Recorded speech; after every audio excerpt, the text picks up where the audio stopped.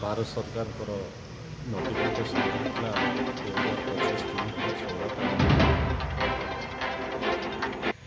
census आमर census कार्यक्रम आरंभ हो जहाँ प्रत्येक स्टेट रे प्रत्येक यूनियन टेरिटोरी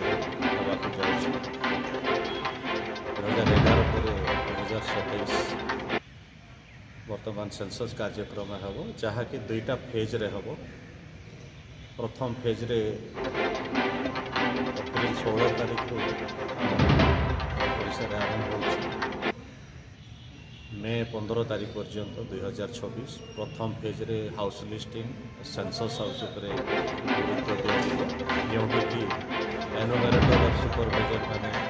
प्रत्येक हाउस होल्ड प्रत्येक घर बुली बुली से माने हाउस लिस्टिंग करेंगे सेंसस हाउस तथ्य आणवे विभिन्न प्रकार के पारामीटर अच्छी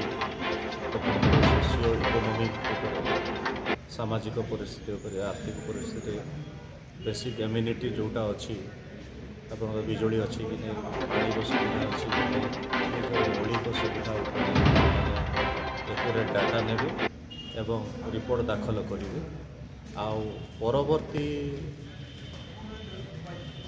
पॉपुलेशन एनुमेरेशन जनगणना जोटा कि 2027 हम